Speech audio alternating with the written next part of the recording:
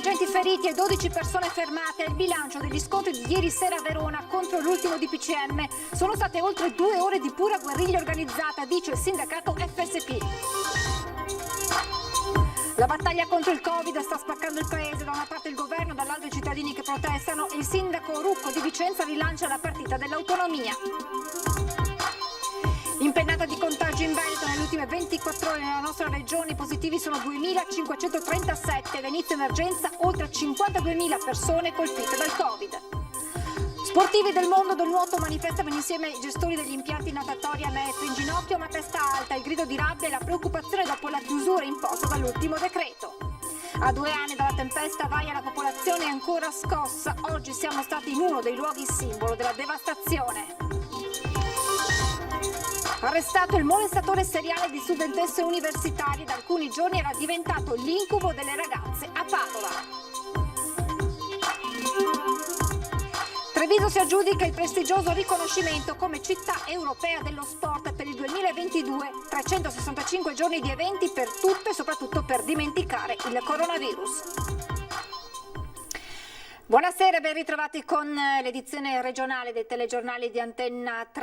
Apriamo parlando di quanto accaduto ieri sera a Verona, nuova manifestazione contro l'ultimo DPCM, ancora una volta sfociata in violenza. Alla fine il bilancio parla di 6 agenti feriti, 12 le persone denunciate.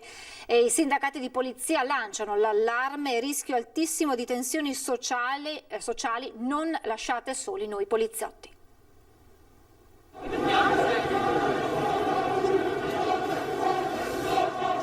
Non è più tollerabile una situazione di questo tipo. Il problema dell'ordine pubblico è diventato un problema troppo grosso per essere gestito dalla sola polizia. Usa parole durissime il segretario regionale vicario della FSP Maurizio Ferrara, guardando al mercoledì sera di tensione e scontri a Verona, dove frange di violenti si sono mescolati ai tanti cittadini e imprenditori che stavano manifestando contro l'ultimo DPCM, a essere feriti anche 6 agenti di polizia. Uno scenario di guerriglia nel cuore del capoluogo scaligero tra Piazza delle Erbe e Piazza dei Signori.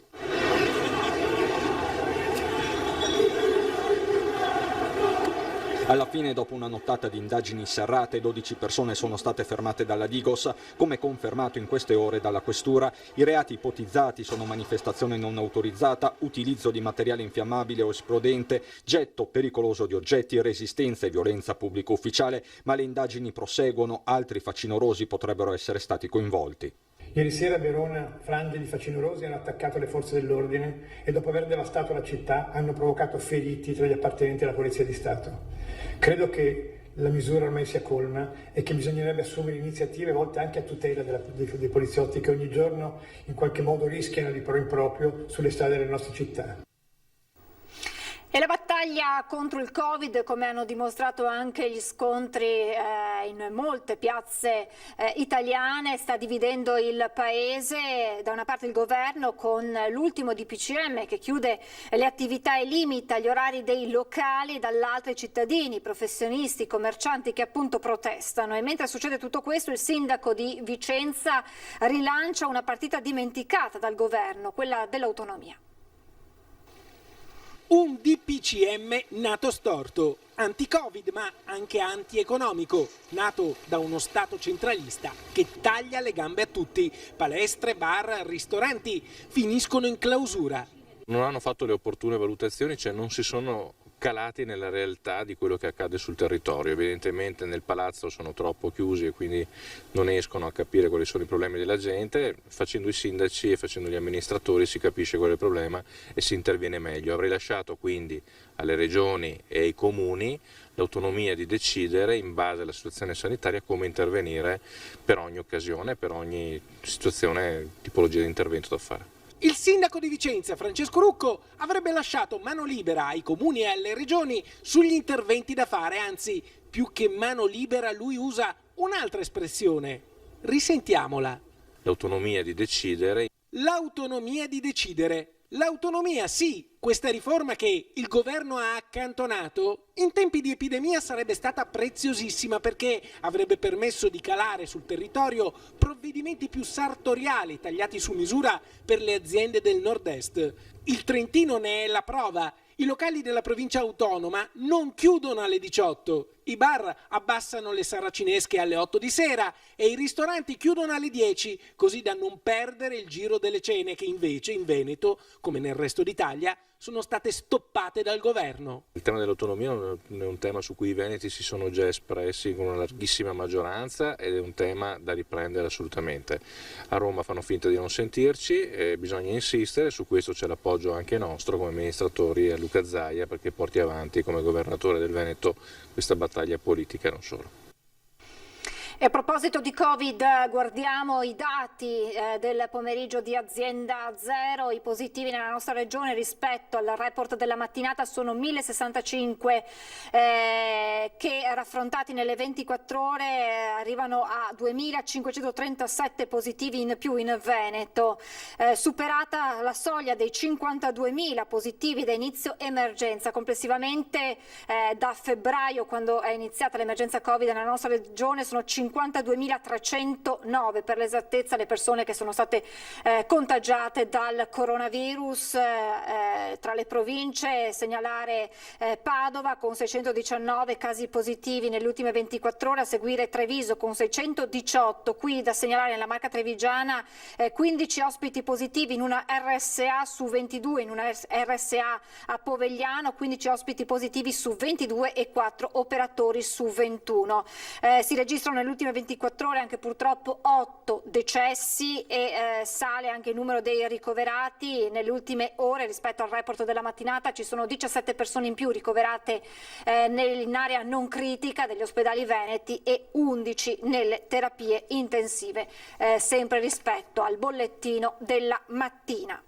Sportivi del mondo del nuoto che manifestano insieme ai gestori degli impianti natatori a Mestre in ginocchio ma a testa alta il loro grido di rabbia e la preoccupazione per il destino dell'indotto alla luce della chiusura imposto dall'ultimo decreto. Diffondiamo anticorpi, siamo untori di salute, contagiamo col benessere, ossimorici nuotatori di tutte le età che chiedono a gran voce di poter tornare alla loro passione, l'acqua. Atleti del nuoto in vasca, bimbe del sincronizzato o sportivi per hobby, tutti in piazza a Mestre in ginocchio ma a testa alta, manifestano per la riapertura delle piscine che rientrano tra i settori colpiti dalle misure dell'ultimo DPCM. È loro diritto tornare ad allenarsi, anche perché siamo riusciti a tornare in piscina a giugno, ci stavamo allenando, eravamo contente di poter nuotare e adesso questa è un'ennesima mazzata. Manifestano così il loro dissenso e la loro preoccupazione insieme atleti, sportivi, gestori di impianti che fanno i conti con i pesanti costi di gestione, allenatori e personale dell'indotto a rischio. Siamo qua per testimoniare in maniera ancora più evidente le difficoltà che il mondo delle piscine stanno affrontando. Qui vedete ragazzi che dedicano tempo, passione per un'attività sportiva che oggi viene ingiustamente penalizzata. Nuotano in ambienti sicuri, sono fuori dalle strade, fanno un'attività sana e sono qui perché volutamente e direi spontaneamente hanno voluto anche loro dimostrare al mondo quali sono i loro bisogni. Il grido di rabbia e la richiesta unanime di aiuto. Siamo allo stremo. I decreti che sono stati emanati sono decisamente insufficienti rispetto a una situazione in cui ci vedono tutti quanti in ginocchio economicamente ancora dalla precedente chiusura. Non sono ancora arrivate le casse integrazione delle precedente chiusura, per cui c'è forte preoccupazione di circa 150 dipendenti solo per il Comune di Venezia. I decreti che sono susseguiti in queste ore hanno escluso altri interventi rispetto a dei veri ristori per i nostri mancati incassi. Figuratevi che la precedente decreto ha previsto poche migliaia di euro su centinaia di migliaia di euro di danni, quindi siamo fortemente preoccupati. Il governo deve assolutamente aiutarci, siamo allo stremo. Si è rifiutata categoricamente di indossare la mascherina anti-Covid all'aeroporto Marco Polo di Venezia ed è stata denunciata dalla Polizia di Frontiera per inottemperanza all'ultimo DPCM. La donna, una pluripregiudicata di nazionalità italiana, era arrivata a bordo di un aereo proveniente da Istanbul dove aveva mantenuto un atteggiamento poco collaborativo anche al momento dell'atterraggio, ritardando la fase di sbarco per tutti i passeggeri del volo. Dopo l'ennesimo rifiuto ad indossare la mascherina è stata accompagnata dagli agenti negli uffici della Polizia di Frontiera.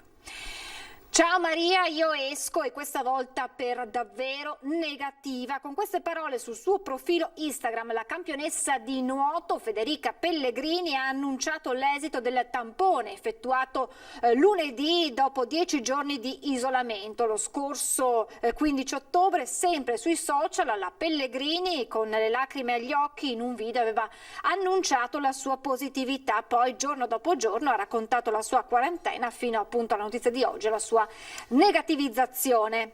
Lasciamo questa pagina dedicata al Covid perché 2 anni fa la montagna veneta venne devastata dalla tempesta Vaia che cambiò radicalmente il profilo della provincia di Belluno, dal Feltrino all'Agordino, dal capoluogo fino su alle terre alte. L'allerta divenne dramma nel pomeriggio del 29 ottobre 2018. Oggi siamo stati in uno dei luoghi simbolo della devastazione.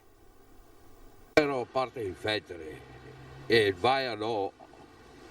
Ci sono scappato fuori davanti all'ospedale in Feltre. Allora... Verso le 11 ho avuto mio figlio che mi ha detto, è venuto a casa che io abito appena più avanti, e dirmi che qua era crollato tutto. Sono venuto qua e ho visto la devastazione che l'acqua era riuscita a fare in pochissimo tempo.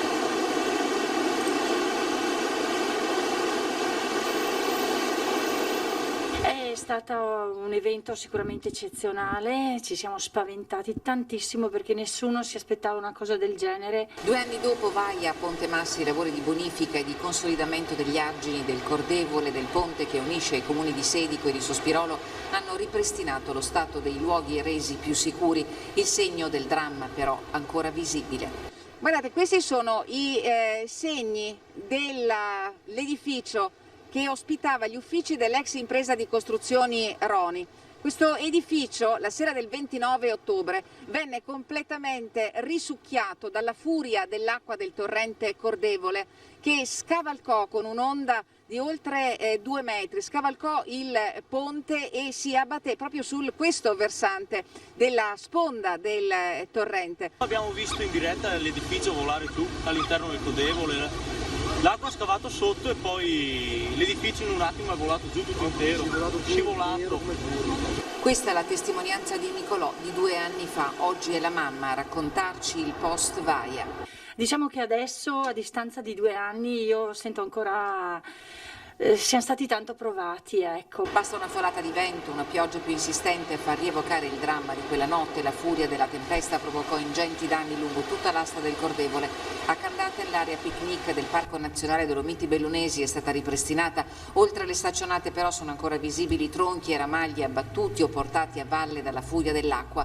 Al Peron, nonostante gli appelli e le raccolte fondi, si attende il ripristino della storica passerella che collega la frazione con San Cottardo, un luogo amato dai bellunesi che sperano nella ricostruzione. Torniamo per un attimo a parlare di Covid con il Consiglio Comunale a Bassano che oggi si è tenuto ma a distanza. Dall'inizio dell'emergenza c'è un'unica porta di ingresso al municipio di Bassano ed è esattamente quella che vi stiamo facendo vedere. Oggi però questa porta è chiusa perché, come si legge in questa comunicazione affissa, gli uffici sono chiusi per consentire le operazioni di sanificazione dei locali. Questo perché tra i dipendenti del municipio si è riscontrato un caso di positività al coronavirus.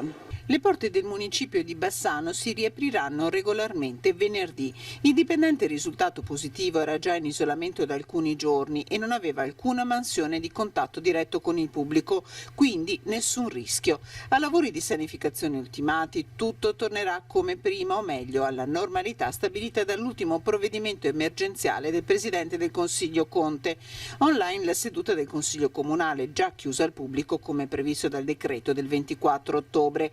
Chiusa al pubblico era previsto, online no, ma la comunicazione è arrivata per le vie brevi ai soli consiglieri comunali e ai giornalisti. Un incontro importante con molta carne al fuoco e la minoranza pronta alla singolar tensione con il sindaco su temi scottanti, il comando della polizia locale e il quartiere Pre. Torniamo alla cronaca, arrestato il molestatore seriale di studentesse universitarie. Da alcuni giorni era diventato l'incubo delle ragazze a Padova. Il suo raggio d'azione era il percorso dalla facoltà di psicologia e biologia di Viale Venezia alla stazione dei treni di Padova. Aspettava fuori le ragazze che uscivano dall'università e tentava di approcciarle. Finalmente è stato arrestato l'incubo delle studentesse, è un 22enne nigeriano.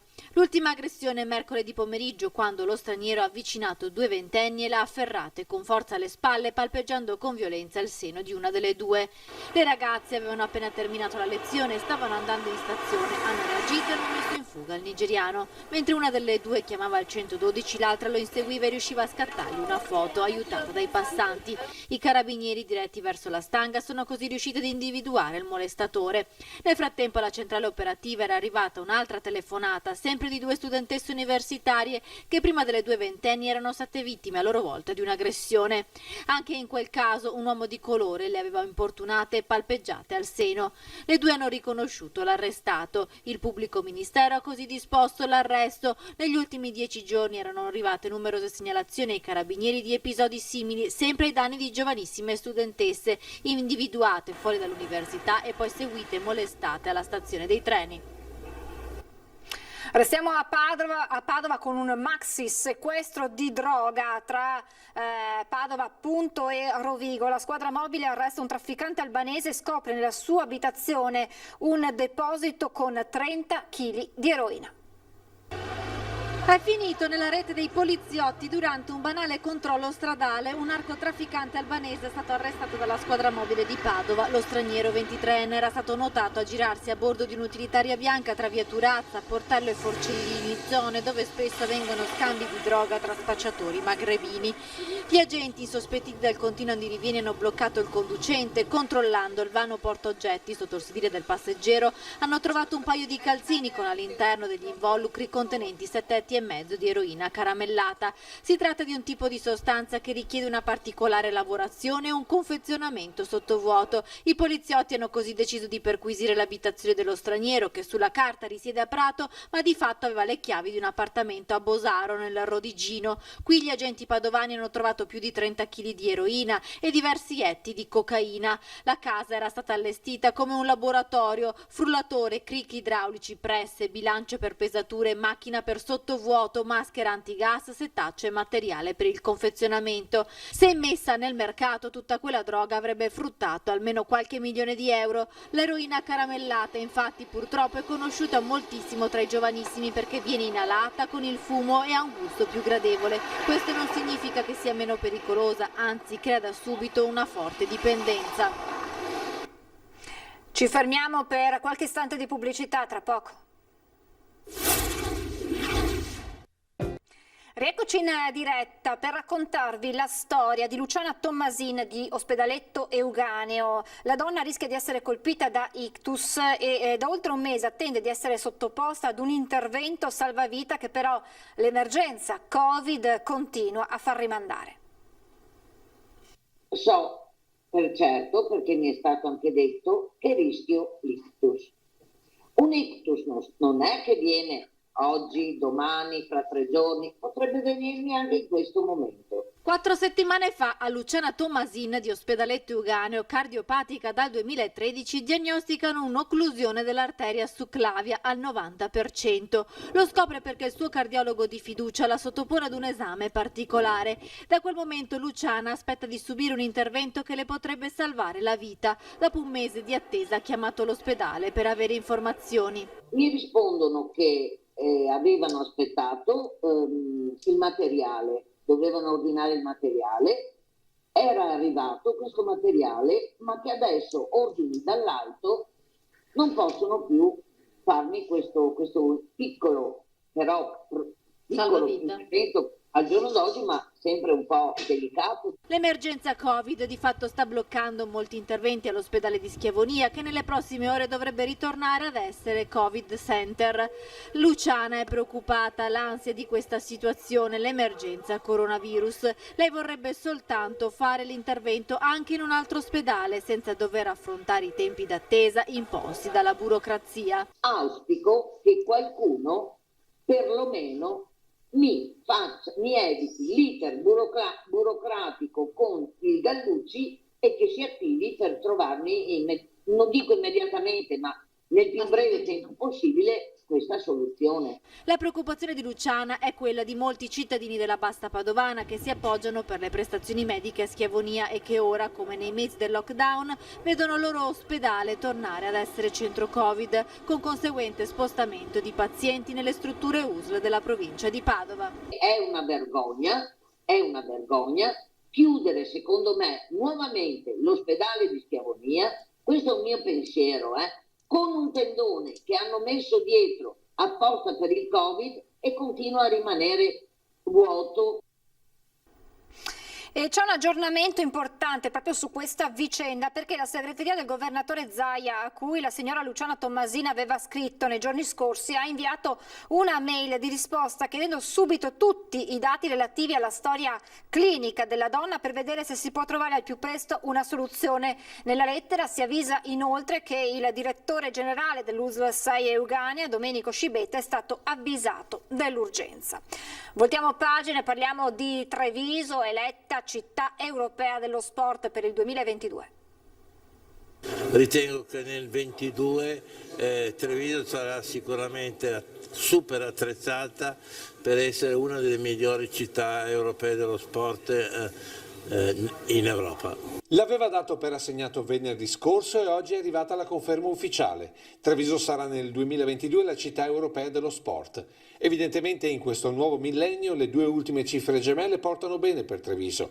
Città europea dello sport nel 2011, pissato nuovamente 11 anni dopo. Dal presidente Zaia il plauso per l'obiettivo raggiunto, inevitabile la soddisfazione del sindaco Mario Conte, convinto che mai come adesso notizie come questa siano fondamentali. Ci voleva francamente per il morale, per la testa, per il cuore, però insomma io parto sempre dal presupposto che questo Covid finirà. E con la soddisfazione ora inizia il percorso che culminerà tra poco più di un anno del 1° gennaio. Adesso ci aspetta un anno di progettazione per avere 365 giorni di sport nel 2022, quindi sempre in ottica di progettare quel futuro che ci vedrà protagonisti appena finirà questo Covid, perché ribadisco il Covid finirà.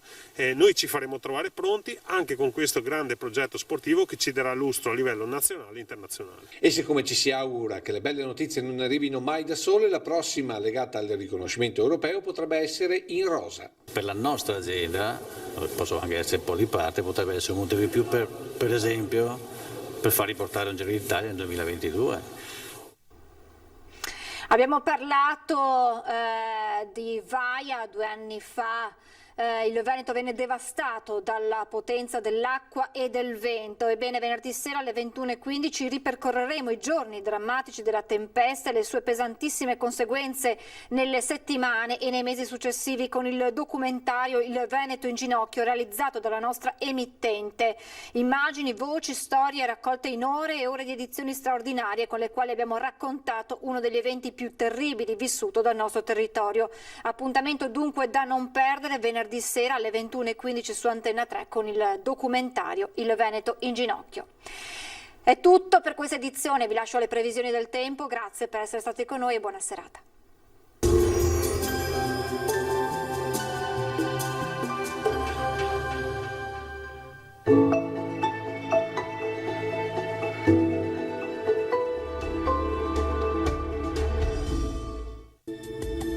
Bentrovati al meteo. Altra giornata all'insegna dell'anticiclone con tempo stabile. Con la grafica vediamo la situazione di venerdì 30 ottobre.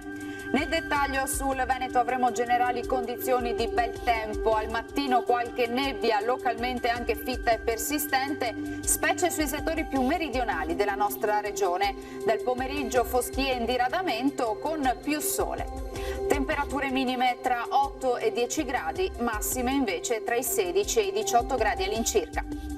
Ci spostiamo ora sul Friuli Venezia Giulia, anche qui ampio soleggiamento dappertutto, cielo poco nuvoloso, senza piogge associate. Temperature minime fino a 12 gradi, massime sui 18-19 gradi. E ci spostiamo infine sul Trentino Alto Adige, anche qui bel tempo soleggiato ovunque, qualche addensamento ma innocuo sui settori di confine.